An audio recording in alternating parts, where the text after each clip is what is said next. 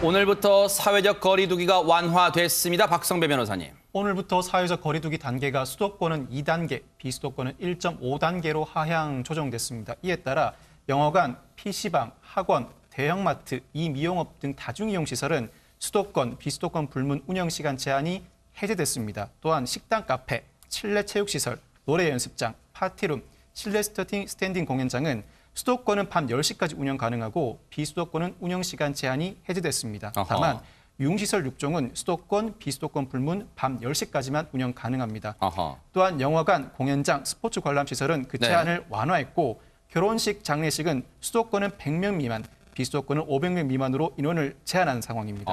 마지막으로 종교활동은 수도권, 비수도권별로 일부 제한하에 대면 활동이 가능해졌습니다. 네.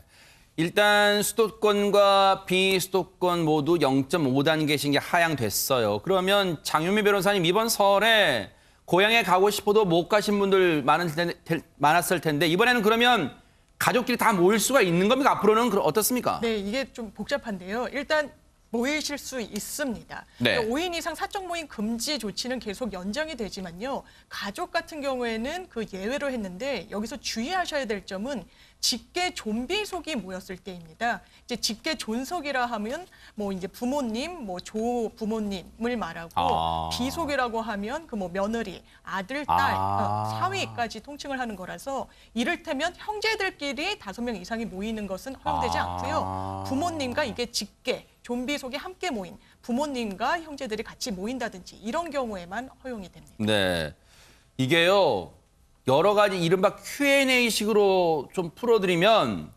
앞서도 말씀드렸죠. 직계만 됩니다. 직계. 그러니까 부모님, 할아버지, 할머니, 그리고 외할아버지, 외할머니, 그리고 직계 비속 아들, 며느리, 결혼했다면 아들, 며느리, 딸, 사위, 손자, 손녀 여기까지 포함되는 거예요. 그리고 설에 가족이 모일 수 있습니까? 제사 등 가족 모임 행사의 경우 직계 가족이면 이것도 무슨 산수 수학 문제 푸는 것 같아요. 직계 가족이면은 4명이 넘어도 허용한다. 그럼 부모님 없이는요, 형제 자매끼리 가족끼리는요, 직계 가족 경우에만 5인 이상 모임 금지 예외가 적용된다. 앞서서 말씀드렸죠. 부모님 없이 형제끼리 만나는 경우는 예외 적용 대상에 포함되지 않는다. 최진봉 교수님 어렵습니다. 완화는 됐지만 어려워요. 그러니까요. 이게 상당히 어려운 문제고요. 그러다 보니까 인터넷상에서도 논란이 많습니다. 왜냐하면 예를 들면 형제 자매끼리 모이면 위험하고 며느리 사이는 괜찮은 거냐. 그러네요, 이런 또. 논란도 있고요. 네. 또 뭐라고 그러냐면 부모 없는 집에서는 그럼 모일 수도 없는 거냐. 왜냐하면 부모 안 계시는데 형제 자매끼리 모이는 건 안 되는 그러네요, 거잖아요. 진짜. 이런 문제도 논란이 되고 있고 또 형제 간에 이상가족 만드는 거냐. 이런 불만도 있고요. 그래서 또 이제 다들 여행 가면 여행지에서는 많은 사람이 막 터져 나오잖아요. 그런데 가족끼리 모이는 게 왜 이렇게 안 되는 거냐. 이런 불만들이 많아서 실제적으로 이게 실효성이 있을지에 대해서도 논란이 있고 또 하나는 형제 자매 간에 못 모이게 하는 것은 무슨 의미인가. 이건 사촌 간에 못 만나는 거거든요. 결국은. 이랬을 경우에 오늘 수 있는 여러 가지 부작용을 왜 생각을 안 했냐. 다시 말씀드리면 가족 구성원이 다양한 형태로 존재하고 있을 텐데 그 부분을 다 고려하지 않고 단순히 그냥 직계 존비속 이렇게만 딱 끊어버리니까 부모님이 안 계신 상태에서 형제자매끼리 우애가 깊어서 만날 수 있는 상황이 될 텐데 그런 상황은 예외 조항으로 나오는 이런 문제가 발생하는 문제를 고려하지 않은 것에 대한 불만이 지금 속출하고 있는 상황입니다. 아니 그러면 김유진 아나운서 정부는 네. 그렇다면 이런 허점과 그에 따른 불만을 전혀 예측하지 못했던 겁니까? 그랬다기보다는 이게 방역의 측면에서만 볼 수 있는 문제가 아니라고 판단했던 것 같습니다. 이게 지금 5인 이상 집합금지 조치가 길어지면서 연로한 부모님을 뵐 수 없다는 불만이 터져 나왔기 때문에 이런 문제에 있어서 예외적으로 좀 만남을 허용하게 된 거라고 설명을 했습니다. 그렇기 때문에 지금 이게 감염 위험성이 낮아져서 허용한 것이 아니고 그렇기 때문에 만나더라도 같이 식사를 한다거나 아니면 장기간 오래 같이 있는 부분은 자제해달라고 당부하기도 했습니다.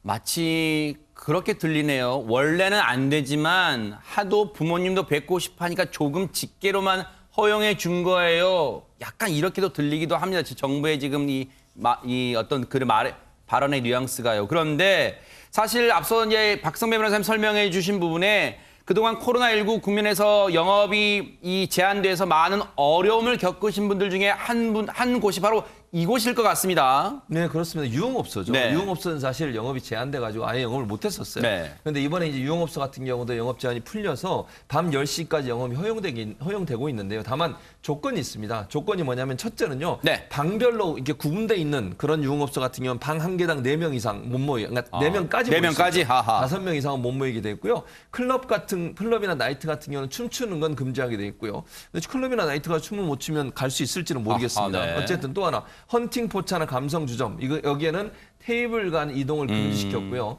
그리고 이제 술잔 돌리는 것도 물론 안 되고요. 네. 그리고 전자 출입 명부를 작성하도록 했고, 그리고 이제 만약에 방으로 돼 있지 않는 홀 같은 경우에는 8제곱미터당 1명 기준으로 좌석을 떨어져 앉아야 되는 상황이고요. 네. 예전 같은 경우에는 만약에 지키지 않으면 범칙금만 물었어요. 그런데 지금은요, 범칙금 플러스해서 2주간 또 영업을 제한하게 됩니다. 그러니까 이 방역 수칙을 잘 지키지 않으면 불이익을 또 당하게 된다는 점도 아셔야 될 것 같습니다.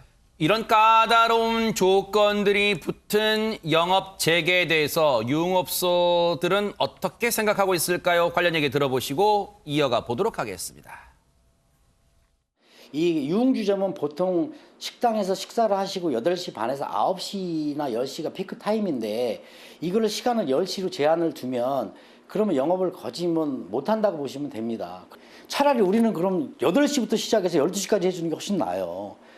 10시까지 한다는 거는 뭐 나갈 거는 지출은 다 똑같이 나가야 되면서 장사는 3분의 1 수준도 안 되기 때문에 그런 거를 좀 정부 차원에서 많이 세심하게 좀 살펴주셨으면 좋겠습니다. 어떻게든 간에. 얘기를 들어보니까 10시까지로 영업 제한을 1시간 풀어줘도 이분들한테는 별 도움이 안 된다 이런 지금 투로 얘기를 하고 있습니다. 네, 그렇기 때문에 이 조치에 반발을 하면서 이 유흥업장에서는 일부 유흥업장에서는 개점 시위를 하고 있기도 합니다. 시위에 참여한 클럽 사장이 이렇게 얘기를 하는데요. 대부분 클럽들이 밤 10시에 시작을 하는데 연장된 조치 시간이 밤 10시면 이게 무슨 소용이냐라고 얘기를 하면서요. 네. 실질적으로는 영업 제한이 계속되는 거나 마찬가지다라고 네. 주장을 하고 있습니다. 실제로 이 서울 여의도 국회 앞에서는 한국유흥음식업 중앙회 소속 회원들이 기자회견을 열고요. 업종별로 현실성 있는 방역 지침을 마련을 해달라라고 촉구를 하면서 삭발 시위도 한 상황입니다. 이들은요, 보통 8시부터 유흥업소 영업을 시작을 하는데 밤 10시 이후 영업 제한 기준을 적용하면 사실상 2시간밖에 영업을 하지 못하는 것이 아니냐라고 아주 강력하게 얘기를 하고 있습니다. 네. 사실 이런 걸 보면 참 규제를 푼다는 게 마치 수학 문제를 풀거나 퍼즐을 맞추는 것처럼 참 쉽지는 않다 이런 생각도 해봅니다. 그런가 하면 지금 들으신 것처럼 거리 두기는 완화됐습니다만 지금 아직 긴장의 끈을 놓을 수 없는 이유가 있습니다. 김유진 아나운서. 네, 서울 용산구에 있는 순천향대학교 병원에서 집단 감염이 발생했습니다. 첫 환자는 지난 12일에 발생했는데요. 입원 환자 중에 2명이 최초에 병원에 입원할 때는 음성 판정이 나왔는데 이후 5일 후에 진행한 추가 검사에서 양성 판정을 받았습니다. 아하. 이후에 전수 검사를 해봤더니 병원 본관 7층부터 9층까지 무려 지금까지 확인된 확진자가 87명이나 되는데요. 아하. 서울시에서는 환자가 집중적으로 발생한 병동의 경우에는 지금 동일 집단 격리, 코호트 격리를 하고 있고 계속해서 추가 검사를 진행하고 있는 상황입니다. 서울에 있는 순천향병원이면 서울의 중심에 있는 병원이라서 더 지금 긴장감이 클 수밖에 없습니다. 서울시의 이야기 한번 들어보시고 이어가 보도록 하겠습니다. 역학조사에서 해당 병원은 병원을 출입하는 보호자 명부를 작성하고 마스크 착용을 권고하였으나 CCTV를 통해 확인한 결과 일부 환자 및 간병인의 마스크 착용이 미흡하였던 것으로 파악되었습니다.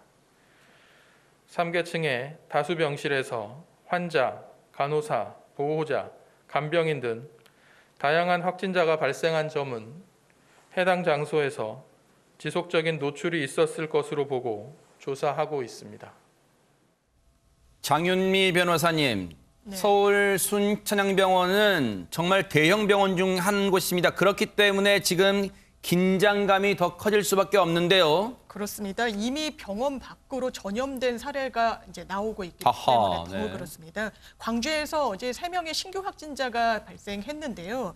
이들 모두 수천양대학 병원의 직원과 밀접 접촉자였습니다. 아하. 함께 설 연휴 전날 전주로 여행을 떠났다고 하고요. 특히 이 3명 중에 2명이 또 광주 지역 종합병원의 의료 종사자였습니다. 그래요? 네. 그래서 실제로 이 의료진 중에 한 명은 설 연휴 기간 동안 이틀 동안 해당 병원에서 근무를 한 것으로 지금 확인되고 있어서요. 추가 감염 우려가 나오는 그런 상황입니다. 지금 이번 설 나흘간의 연휴를 지난 이번 주가요. 지금 방역 당국은 촉각을 곤두세우고 보고 있습니다. 왜냐하면 여러분 아실 거예요. 설 연휴 기간에 제주도 등 주요 관광지 객실이 만실이었습니다. 그만큼 쉬쉬하면서도 여행을 갈 사람은 갔다는 거예요. 그리고 접촉이 있을 수도 있어요. 그러다 보니까 이번 설 연휴를 지난 이번 주에 과연 확진자가 어떤 현황을 보일지가 앞으로 또 방역 당국의 또 거리두기 관련해서도 중요한 지표가 되지 않을까 그런 생각도 해봅니다. 고양이가 우리가 아닌 이곳에서 발견된다면 여러분 어떠시겠습니까? 김유진 아나운서.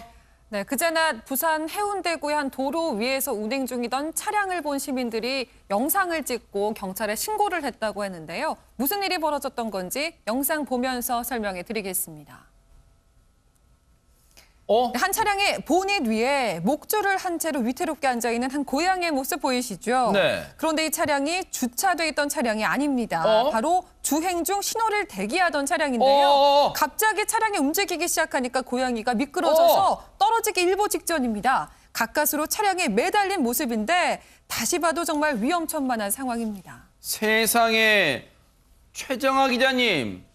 그러면 전 지나가던 고양이가 저 차량 위에 뛰어 올라서 저기 서 있었던 거예요. 어떻습니까? 아닙니다. 이 차량 보닛 위에 목줄을 한 고양이를 올려놓고 운행 중인 운전을 해서 고양이를 떨어지게 하는 등 동물학대를 하고 있다라는 신고를 받고 출동한 경찰, 그리고 이것을 신고한 시민들, 이 시민들이 찍은 영상, 이런 사진 등을 또 분석을 해서요. 해당 차량 운전자의 신원을 파악한 후에 다른 지역에서 설 연휴를 보내고 있던 차주와 유선으로 연락을 취했는데요. 네. 이 차량 운전자가 뭐라고 얘기를 하느냐. 키우는 고양이를 운동을 시키기 위해서 이렇게 차량 보닛 위에 올려놨다라는 말도 안 되는 이야기를 합니다. 네. 그러면서 저속 운행하는 것을 사람들이 잘못 보고 신고를 했다라고 하면서 동물학대에 대해서 굉장히 부인을 하는 네. 모습을 보였습니다. 그러니까 정리를 하면 저 상황이 여러분 그냥 우리가 이 동네에서도 고양이가 이렇게 차 위에 가끔 올라가는 경우 있잖아요. 그런 경우라고 생각을 했는데 보세요. 저 고양이가 일단 목줄이 있는 상태에서 있었다는 것도 꺼림칙했는데 저걸 고양이가 지나가다가 차 위에 올라간 게 아니라 올려놨다는 거잖아요. 사람이 인위적으로 차 위에 올려놨다는 겁니다. 장윤미 변호사님. 네. 그런데 저게 지금 고양이를 운동시키는 상황이라고요? 정말 그렇게 볼 수는 없겠죠. 본인이 사실 말도 안 되는 해명을 하고 있는 걸로 보이고 지금 그 상황이 굉장히 번잡한 도로 위에서 벌어진 일입니다. 그래서 워낙 본 사람들도 많았고 심지어 영상을 찍어서 올리기도 했기 때문에 이 영상을 보고 많은 사람들이 이건 동물학대다라고 했는데 유독 한 사람, 이 차 그리고 고양이의 주인만 그렇지 않다라고 얘기를 한 건데요. 네. 이 해당 동영상이 올라온 사이트에 직접 댓글 형식으로 본인이 나는 동물학대를 한 게 아니다라고 댓글 형식으로 입장을 남기기도 했습니다.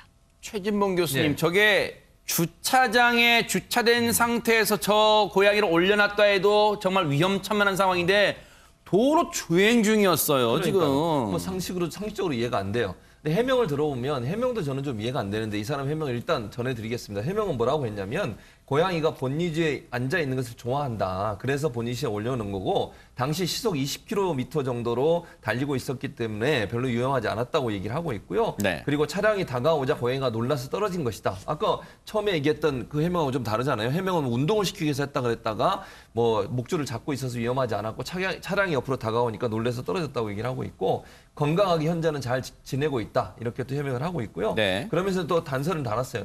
저는 그러니까 그분이 올린 겁니다. 네. 누구보다 동물을 사랑한다. 오해의 소지가 있었던 점은 깊이 반성하지만 아닌 건 아니라서 글을 쓴다 그랬는데요. 이 해명의 글도 아닌 것 같습니다. 일반인이 볼 때 네. 아무리 동물이 그 본닛에 올라가는 걸 좋아한다 하더라도 운전자가 저 동물을 키우는 반려주인이 동물이 위험한 상황에 처할 것을 충분히 예측 가능한 상황에서 본닛에 동물을 올려놓고 고양이를 올려놓고 운행을 했다는 것은 이거는 상식적으로 이해할 수 없는 일이에요. 그거는 제가 볼 때 이런 해명을 한다 하더라도 동물 학대의 어려움, 동물 학대의 문제로부터 완전히 자유로운 상황은 아니라는 생각이 듭니다. 네.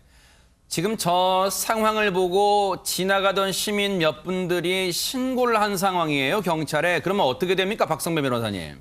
경찰은 수사를 개시한 상황입니다. 우선 경찰은 시민들이 제공한 영상을 분석하고 있고 다른 지역에 있는 차량 운전자가 출석하는 대로 자세한 경위와 동물 학대 여부를 조사할 방침입니다. 그 이유는 동물보호법 위반의 소지가 있기 때문입니다. 이 동물보호법은 동물 학대에 대해서 형사처벌하면서 자세한 동물 학대 유형들을 정해두고 있습니다. 그러면서 일반 조항으로 직접 다치게 하지 않더라도 동물의 신체에 신체적 고통을 야기하는 행위도 동물 학대의 한 유형으로 정해두고 있기 때문입니다.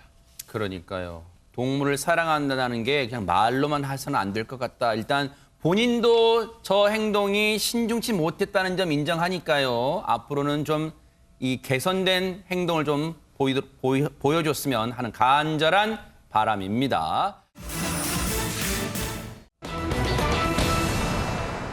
설 연휴 동안요. 경북 구미의 한 동네가 발칵 뒤집혔습니다. 장윤미 변호사님. 그렇습니다. 지난 10일 오후 3시에 경북 구미시의 한 빌라에서 3살 여자아이가 거의 미라화된 시신으로 발견이 됐습니다. 세상에. 수개월 동안 방치가 돼서 형체를 거의 알아보기가 어려운 상태로 발견이 된 건데요. 집은 난방도 되지 않고 쓰레기 더미로 가득한 굉장히 불청결한 상황이었다고 합니다.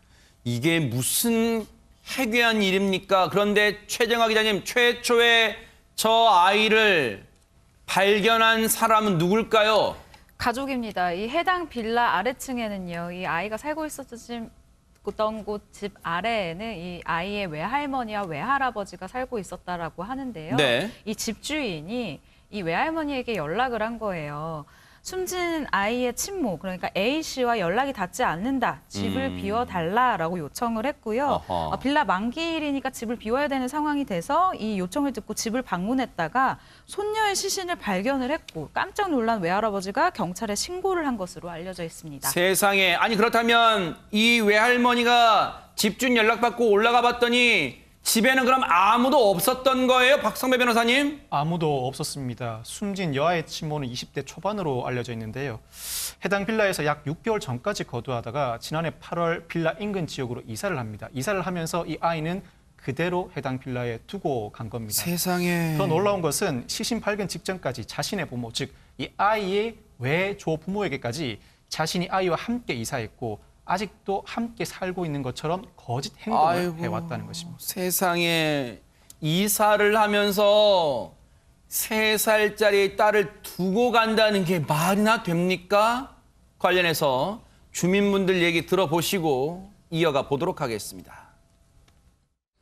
설마 그 사건이 우리 동네일까 이런 생각을 좀 했는데 저도 자녀를 키우는 입장에서 뭐 육인지 방치인지 살인인지는 알 수 없지만 되게 안타깝습니다. 그 아동학대 그렇지 않아도 심각한 문제가 발생이 많이 되는데 정말 부모로서 가슴이 찢어지네요.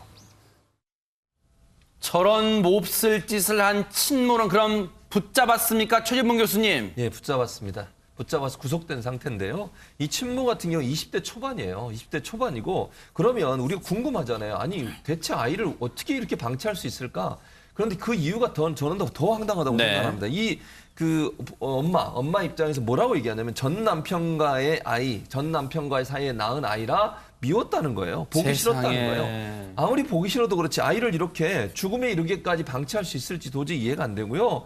친부와는 오래전에 헤어진 까닭에 애를 키우기 힘들었고 그래서 빌라에 혼자 남겨두고 떠났다는 겁니다. 아니 어린 아이가 거기 혼자 남겨져 있으면 사망할 거는 누구도 예측 가능한 거 아닙니까? 그런 상황에서 아이를 두고 그냥 떠나가지고 아무런 대책도 안 세우고 아니면 자기 어머니한테 얘기라도 하면 되잖아요. 밑에 층에 외할머니가 살고 계셨잖아요. 그럼 그 어머니한테 부탁이라도 하고 가야 되는 거 아닙니까? 그 아이를 거기에 방치하고 그냥 가버리면 그 아이의 생명은 하늘나라 갈 수밖에 없는 상황이잖아요. 네. 이런 상황을 만든 이 엄마 정말 철딱서니가 없어도요. 정말 철딱서니 없는 행동이고 엄벌에 처해서 이런 일을 예방해야 된다는 생각이 듭니다.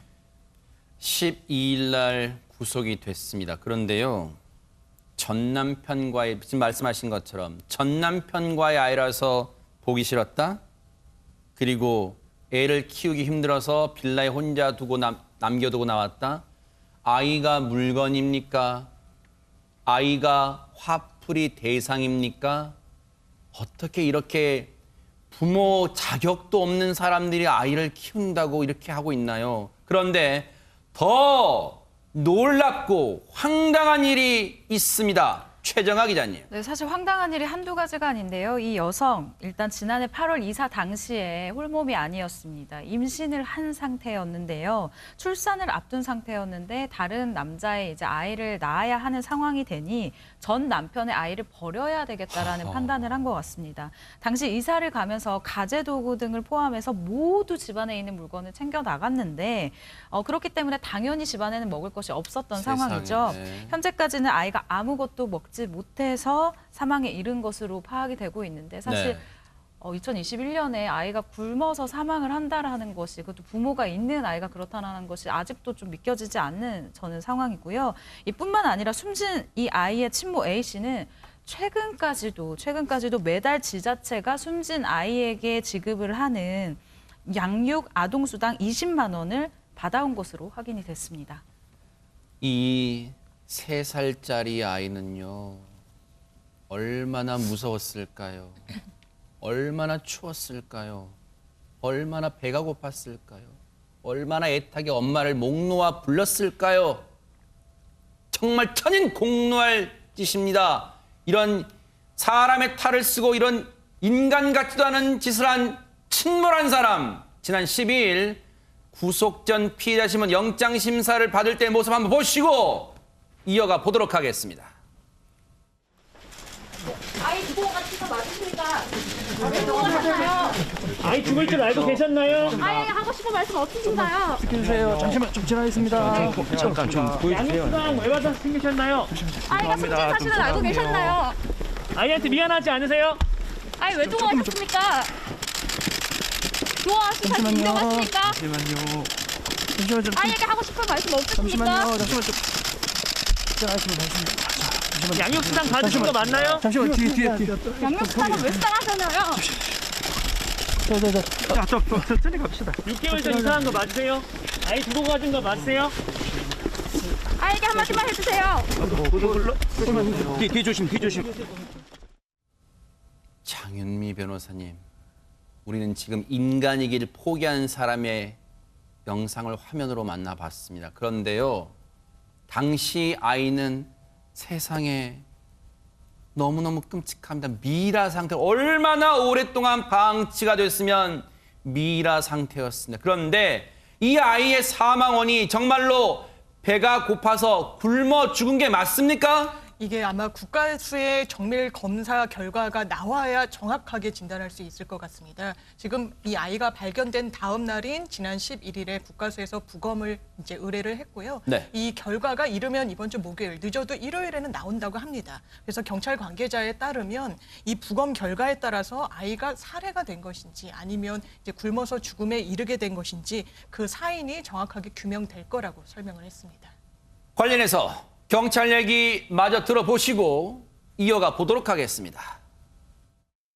일부 확인을 하고 있는데 관련되는 기관에서 그 내용들은 사실관계 확인하고 조치를 하겠죠. 지금 국가수에서 부검하고 있고 업무는 그 상태에 대해서 알고 있었다 정도까지만. 박성배 변호사님, 너무너무 안타까운 게요. 이 아이가 3살이면은 혹시라도 밖에서 문을 잠갔다면 열지는 못했을 텐데 문을 두드리거나 울거나 뭔가 인기척을 낼 수 있지 않았을까 하는 생각도 해봅니다. 조심스럽게. 어떻습니까? 현재까지 친모의 진술에 비춰보면 이 사건은 아동학대 처벌법상 아동학대 치사죄가 아니라 살인죄에 해당합니다. 물론 사체 유기죄도 추가가 되겠죠. 지금부터는 이 살인이 적극적인 조치로 인한 살인인가 유기로 인한 살인인가를 밝혀내는 일만 남았습니다. 그런데 단순 유기로 인한 살인이라면 해당 주거지가 빌라인 점에 비춰보면 이웃이 아이의 울음소리나 저항하는 흔적을 듣지 못했을 리가 없다는 상식적인 추론이 가능합니다. 아하. 만약 이웃이 그 사실을 전혀 인지하지 못한 상황이라면 단순 유기 외에 적극적인 조치가 취해졌을 가능성이 상당히 높다고 평가할 수 있습니다. 그렇기 때문에 오는 18일쯤 나오는 국과수의 부검 결과 눈 부릅뜨고 이 사건 뉴스파이터가 따라붙어 보도록 하겠습니다. 자, 분위기를 좀 바꿔 보도록 하겠습니다. 인터넷에 올라온 사연을 여러분과 함께 고민해보는 시간입니다. 최정아 기자님. 네, 연애 1년 결혼한 지 4주년 된 젊은 아내의 고민 사연이 인터넷에 올라왔습니다. 아하. 네, 추려보면 이러한 내용인데요. 네. 결혼하고 나서 남편의 의외의 모습을 발견했다라는 글이에요. 너무 멋져졌어요? 의외의 모습. 그러게요. 그랬으면 좋았을 텐데 일단 첫 번째로 발견한 남편의 의외의 모습입니다. 짠짠 뭘까요? 집안일을 해본 적이 없다라고 하면서요. 집안일을 하지 않는데요. 근데 이렇게 얘기를 한다고 하는데 이거 뭐 대부분 남편 좀 그렇잖아요. 네네. 네. 네, 살림을 안 해요라고 적으면서요. 아하. 아, 나는 할 줄 몰라. 여보가 대신해줘라고 하면서 이 집안일에서 싹 빠져나간대요. 네. 여기까지는 그렇다고 칩시다. 네. 그런데 두 번째, 빠밤. 네. 짠짠. 네. 밥을 혼자 못 먹는다라고 합니다. 하하! 밥을! 최정강 기자님, 밥을 혼자 못 먹, 옆에 꼭 아내가 있어줘야 된다. 그 말이군요. 저도 이렇게 사랑꾼 남편인 줄 네. 알았는데 아니었습니다. 일단 먹을 수 없는 음식이 너무 많은 거예요. 허허. 예를 들면요. 네. 일단 생선 같은 경우는 앞에서 이 생선 그 가시를 다 발라줘야 하고요. 이거 뭐 사이시 노래예요? 가시 발라줘. 네. 네, 그리고 새우 같은 경우에는 또 껍질이 있지 않습니까? 껍질을 네. 다 까줘야 먹을 수 있다라고 허허. 합니다. 그리고 조개 같은 경우는요 좀 심한데 이 껍질에서 이 껍데기에서 이 조개 살만 딱 빼줘야 허허. 되고요. 치킨 같은 경우에는 뼈를 발라서 순 살만 이렇게 딱 줘야 먹는다라고 얘기를 하니까 당연히 뭐 게라던가 랍스터 등 이런 것들은 뭐 말할 필요도 없다라고 얘기를 합니다. 이게 사실입니까? 사실이에요. 김유진 아나운서. 놀랍게도 그렇습니다. 게다가 아하. 여기서 끝이 아닌 게요. 밥만 혼자 못 먹는 게 아니고 과일도 마찬가지였다고 합니다. 남편이 이렇게 얘기했다는 거예요. 네. 나는 딸기는 꼭지를 꼭 따줘야지 먹을 수 있어. 그리고 귤은 껍질 다 따서 먹기 좋게 갈라줘야지 먹을 수 있어. 그다음에 수박은 한 입에 먹기 좋게 와. 잘라서 씨앗을 발라줘야 돼. 대박 사건. 마지막으로 포도가 정말 전 최악이라고 생각을 했는데 하나 껍질을 벗겨서 그 안에 씨앗을 대박 다 발라줘야 사건. 내가 내가 수저로 퍼먹을 수 대박 있지라고 사건. 말을 했다는 겁니다. 장윤미 변호사님. 아니 근데 연애를 1년간 하셨어요. 결혼 전에는 정말 이걸 까마득히 몰랐단 말이에요? 이게 아마 지금 이 상황을 보니까 아차차 싶은 장면이 있었다고 아하. 하는데요. 이제 고깃집 같은 데 가서 고기를 이제 본인들이 보통 다 구워서 드시잖아요. 근데 이 남편분, 이 이모님, 서빙을 보시는 분한테 팁을 드리면서 고기 좀 구워주세요라고 했는데 그때는 그냥 그런가 보다 했는데 지금 생각하니까 혼자 못 구워 먹어서 그랬던 것 같습니다. 야, 그런데 최정아 기자님, 그러면 결혼 후에 이런 뭔가 이걸 뭐라고 하나요? 이런 태도가 있다는 걸 어떻게 그럼 알게 된 거예요? 일단 밥 반찬이 뭐가 나왔는지 중요할 것 같은데요. 네. 이 남편이 간장게장을 먹으면서 이런 모습을 보였다라고 합니다. 네. 일명 충격의 간장게장 사건으로 충격의 간장게장 사건인데. 요약이 되고 있는데요. 남편이요 밥 숟갈로 이제 밥을 이렇게 쿡 퍼더니 아내에게 당연한 것처럼 숟가락을 쓱 내밀더래요. 아하. 그러면서 살 발라서 올려줘라고 얘기를 했다는 거죠. 네. 그래서 당황한 아내가 아니 왜? 간장게장 그냥 이렇게 먹으면 되지 않나? 왜? 라고 물어봤더니 멍미? 난 손이 많이 가고 귀찮은 거는 싫고 또 양념이 손에 묻는 게 찝찝해 라고 얘기를 했대요. 그게 황당하죠. 아내가 아니 그럼 간장게장 말고 다른 반찬을 어허. 먹어 라고 했더니 네. 이 남편이 나 간장게장 좋아해 라고 하면서요. 우리 집에서 엄마가 먹기 좋게 다 해줬었어 라고 얘기를 했다고 합니다. 김유진 아나운서. 네. 막 지금 방송 보시는 분들 막 손발 오그라드시는 분 많으실 것 같아요, 지금. 그러니까요. 우리는 손발이 오그라드는 정도지만 아내분은 어떠셨겠어요? 정말 큰 충격을 받으셨는데 얼마나 충격이 크셨는지 이거 사기 결혼 아니냐 이런 생각까지 드셨다고 합니다. 그래서 네. 남편한테 당신 연애할 땐 아니랬잖아. 왜 이러는 거야? 그랬더니 남편분의 대답이 정말 적반하장이에요. 아하. 연애할 때는 남이었지만 지금은 가족이잖아. 그럼 이 오? 정도는 해줄 수 있는 거 아니야? 라고 말을 했다고 합니다. 나름 논리를 마련했습니다. 자, 그렇다면 장윤민 변호사님, 저 사기 결혼 아니야? 이걸 남편한테도 얘기를 했을까요? 그렇습니다. 왜냐하면 1년 동안 연애를 하면서 한 번도 보지 못한 모습을 결혼하고 이제 보게 되니까 나 사기 결혼 당한 것 같다. 이거 사기 아니고 뭐냐? 이렇게 따지고 들었더니요. 어허. 남편이 또 진짜 더 어이없는 반응을 보였습니다. 뭐라고 그랬는데요? 너 이만한 일로 나를 사기꾼 취급하는 거냐? 내가 사기꾼이 아니라 당신 내 부인이 예민충이다. 아우. 이 예민충이란 말에 이 부인 두 번째 충격에 빠졌습니다. 이 세상에. 아니, 최진봉 교수님, 네. 혹시 이 남편 딴따단 꼬마 신랑입니까? 딴따단딴 나오는? 아닙니다. 나이가 39이고요. 석사학위까지 있고요. 멀쩡한 직장까지 다니고 있는 아하. 성인입니다. 39살 된 성인이 애도 아니고 뭘 이렇게 자꾸 발라달라고 그러시는 겁니까? 자기 손은 뭐하고 금손입니까? 아하. 왜 그렇게 자기 손 귀하게 생각하세요? 아내 손도 귀합니다. 그렇죠. 본인 먹을 거는 본인이 하세요. 그러면서 아내가 이런 생각했대요. 이 남자가 39 되도록 결혼 못한 이유를 이제 알 것 같다. 이렇게 얘기까지 했다고 합니다. 그렇다면 정말 이 아내분 남편분과 싸우기도 많이 싸우셨겠습니다, 진짜. 네, 미혼인 저는 오늘도 결혼이 무섭습니다. 네, 지금까지도 문제가 심각하지만 이보다 더 큰 문제는 남편이 자기 잘못인 줄 모르고 그러니까요. 적반하장격으로 화를 내고 있는 것이라고 하는데요. 아하. 아내가 정말 기싸움이죠. 끝까지 해주지 않으면 남편이 들고 있던 숟가락을 식탁에 탁 집어 던진다고 합니다. 그러면서 나 안 먹어! 하면서 방으로 들어간다고 합니다. 꼬마 신랑 맞네요, 진짜. 아니, 근데 그렇다면 김유진 아나운서. 네. 이 아내분의 최종 고민은 뭘까요, 그러면? 이분이 남편을 바꿔보려고 여러 차례 노력을 해보셨나 봐요. 아. 그런데 그게 뜻대로 되지 않았습니다. 그래서 결국은 네. 남편은 그대로 그냥 시어머니에게 돌려보내고 싶다. 반품하고 반품. 싶다. 이런 생각을 하게 된 거예요. 네. 이 말인 즉슨 이혼을 생각하고 계시다는 아이고. 건데 이 두 분이 결혼한 지 아까 4주 정도 되셨다고 네. 하니까 얼마 안 됐잖아요. 그래서 그런지 아직 혼인신고를 하지 않은 상태라고 합니다. 아이고, 이거 어떡하나요? 박성배 변호사님, 지금 이런 고민까지 왔습니다. 누리꾼들은 어떤 반응을 보이고 있을까 궁금합니다. 누리꾼들의 반응은 이렇습니다. 평생 손 안 가는 애기 이유식이나 다 드시라고 하세요.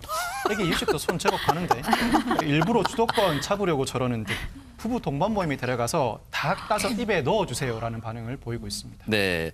아니, 근데 결혼 전과 결혼 후에, 그러니까 결혼 전을 몰랐던 모습을 결혼 후에 알게 되면 박성배 변호사님, 혹시 이게 진짜 사기 결혼이라는 거에 해당이 될 수 있습니까? 어떻습니까? 이 사건에서 아내와 남편은 혼인 신고를 하지 않은 사실혼 관계입니다. 따라서 일방적인 통보나 합의로 사실혼 관계를 해소할 수 있는데 그 사실혼 관계에 책임이 있는 자는 상대방에게 위자료를 지급해야 합니다.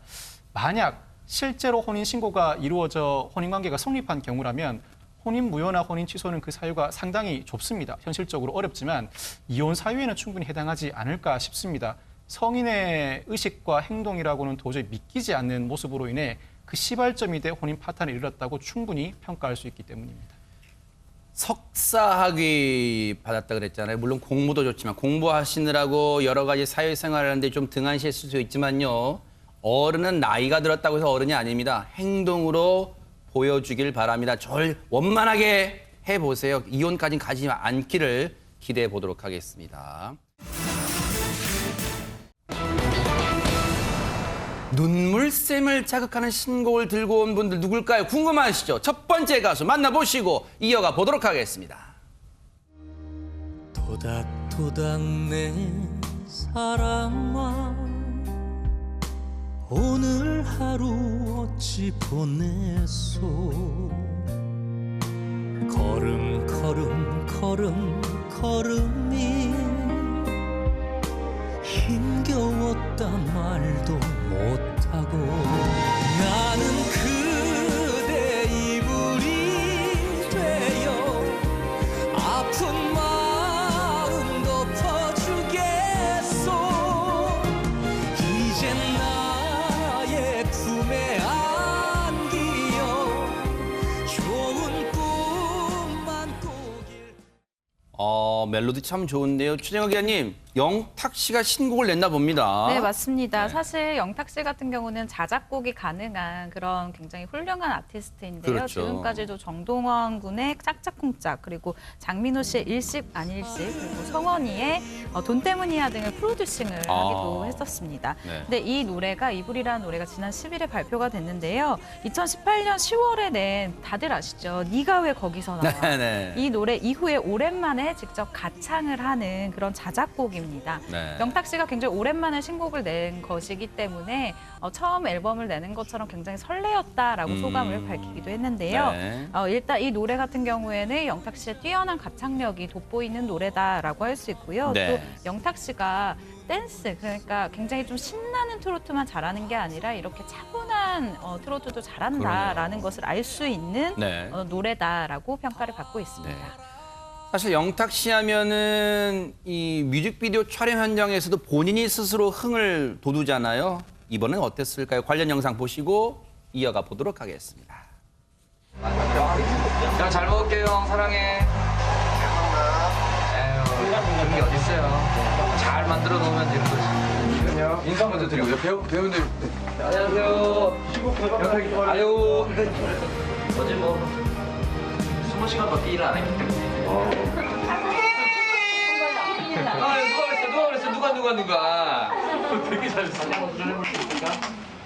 한 번 더 가볼까? 웃는다. 나는 그대 이불이 되어 아픈 마음 덮어주겠어. 아유, 내가 막을 골랄라 그러네. 내 사람들 새해 복 많이 받으시고 명절에 열심히 일할 것 같아요. 저는 계속 일할 것 같고 일하는 것도 정말 감사하게 생각하고 있습니다. 벌써 설날이네. 자, 남은 한 해도 화이팅! 장윤미 변호사님, 영탁 씨 볼 때마다 느끼는 게 저 정도 유명해지면 참 촬영 현장에서 몸이 무거워질 만도 한데 본인이 그냥 나서서 아이도 즐겁게 해줍니다. 네, 아주 밝고 긍정적인 에너지가 있는 가수인 것 같은데요. 지금 영탁 씨 뭐 음반 OST 그리고 광고, 방송 안 나오는 데가 없을 정도로 그렇죠. 정말 스케줄이 많은 그런 가수입니다. 네. 그리고 트로트의 선두 주자로 활약하고 있기도 한데 네. 지금 아까 20시간 일한 건 적게 일한다고 얘기하는 정도로 스케줄이 많은 상황에서도 야. 이 이불이라는 곡에 정말 매진을 해가지고 없는 시간을 쪼개서 만든 그런 아주 귀한 곡이라고 합니다. 네. 그런데 이 곡은 정말 어려운 지금 코로나19 때문에 다들 힘든 시국에 어떻게 위로가 될 수 있는 노래를 내가 만들 수 있을까 고민한 끝에 탄생한 곡이라고 합니다. 최진봉 교수님, 네. 이불이란 뭐 제목도 그렇고 가사 멜로디 좋아서 그런가요? 아까 뮤직비디오 촬영 현장에서 실제로 배우분이 눈물을 흘리시는 것 같던데요. 맞아요. 그 배우로 오신 이제 연세 많으신 어머니 역할 하시는 네. 그분 같은 경우에 가사를 듣다가 너무 감동을 받으셔가지고 눈물을 흘리신 거예요. 그러니까 얼마나 영탁 씨가 그 삶의 모습과 본인이 느끼는 감정을 잘 가사에 실었는지를 볼 수 있는 것 같은데 세상에. 실제로요. 가사도 보면 도닥도닥이란 말이 있어요. 도닥도닥 내 사람아라는 가사가 있는데 이게 네. 원래는 토닥토닥으로 하려고 했대요. 그런데 그거보다 좀 더 부드럽고 따뜻한 그러네요. 느낌을 주기 위해서 도닥도닥으로 바꿨고 아하. 또 가사 중에 당신 옆에 내가 있다오라는 가사가 있는데 이 가사도 병원에 지금 아버님이 입원해 계시거든요. 네. 그 아버님이 입원해 계시는데 그 아버님 옆에서 늘 어머니가 간병을 하고 계시는데 그 모습이 떠올라서 당신 옆에 내가 있다오라는 가사를 썼고 또 네. 하나 우리 아들 고운 꿈만 꾸라고 어머니가 영탁 씨 잠잘 때나 아니면 영탁 씨 만나면 그 얘기를 계속했대요. 네. 그걸 그대로 받아서 가사에 녹여놨어요. 그러게 고운 꿈이라는 가사가 또 들어 있습니다. 그만큼 어머니와의 관계, 가족과의 관계에서 느꼈던 사랑의 감정을 그대로 가사에 담다 보니까 듣는 사람도 그 세상에. 느낌이 그대로 전달이 되고 있는 것이죠. 진심은 통하는 것 같아요. 영탁 씨가 이렇게 열심히 활동하는 것만으로도 많은 분들에게 위안을 주는 것 같습니다. 자, 두 번째로 눈물샘을 자극하는 노래를 발표한 가수는 누굴까요? 영상으로 만나보시고 이어가 보도록 하겠습니다. 전에 헤어질 땐 이렇게 울지 않았는데 이번에는 사랑이 좀 깊었었나 봐요. 촌스러운 사랑 노래에 내가 울어요.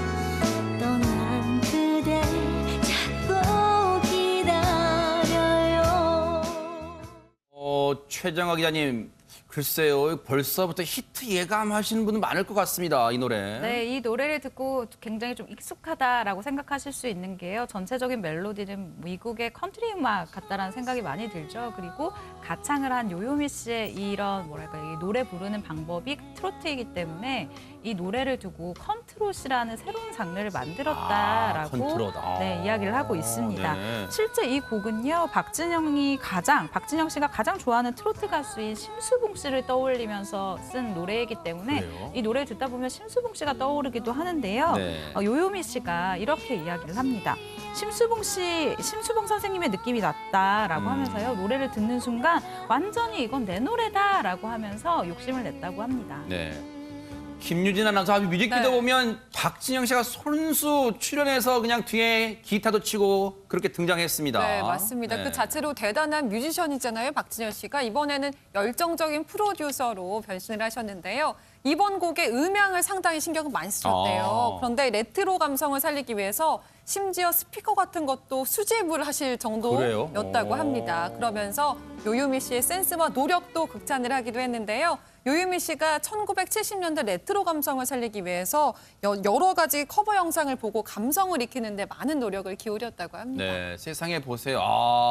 박진영 씨가 요요미 씨를 이번에 콕 집었잖아요. 정말 같이 음반 작업을 하고 싶은 요요미 씨를 선택했는데 그 작업으로 탄생한 곡이 그냥 저는 오늘 처음 들었습니다만 귀에 그냥 익숙한 노래처럼 쏙 들어온단 말이에요. 그래서 아마 많은 분들이 저 노래를 흥얼거리지 않을까 그런 생각도 하는데 사실 최정화 기자님, 그동안 이 대형 기획사하고 요요미 씨는 한 번도 작업을 안 했던 걸 같은데 이번 처음 하는 거 아닌가요? 어떻습니까? 그렇습니다. 사실 요요미 씨 같은 경우는 가내수공업이라고 얘기를 하죠. 대표님과 요요미 씨 둘이서만 이 영상을 다 만들어 오고 노래를 만들어 왔는데요. 예를 들면 헤어랑 메이크업, 의상 같은 경우는 요요미 씨가 담당을 하고요. 노래를 구해오고 뭐 이 전체적인 세팅을 하는 것은 대표님이 하면서 무언가 분업화가 되어 있었던 거예요. 근데 사실 저희가 이렇게 영상을 보더라도 굉장히 전문가가 손길이 있었지 않냐라고 생각했는데 그러니까요. 요요미 씨가 노래뿐만 아니라 굉장히 여러 가지 실력이 좋았었던 것 같습니다. 네. 근데 요요미 씨가요, 박진영 PD님과 이렇게 함께 일을 하면서 팬층이 넓어지고 있다라고 하면서 굉장히 만족감을 표하면서 지금의 마음을 유지하면서 성장하는 요요미가 되겠다라는 각오를 가지기도 했습니다. 충분히 그런 생각이 드실 것 같은 게 시청자분들도 사실 뉴스파이트 통해서 들려드린 요요미 씨가 다른 가수들의 이른바 커버곡을 부른 것만 영상을 자주 보여드렸는데 그 느낌과 이제는 자기 노래를 요요미 씨가 부르는 그 느낌 사뭇 다릅니다. 앞으로 이 곡도 인기를 끌 것 같은데요. 영탁 씨와 요요미 씨의 진정한 새해가 됐으니까 앞으로 활동도 기대해 보도록 하겠습니다.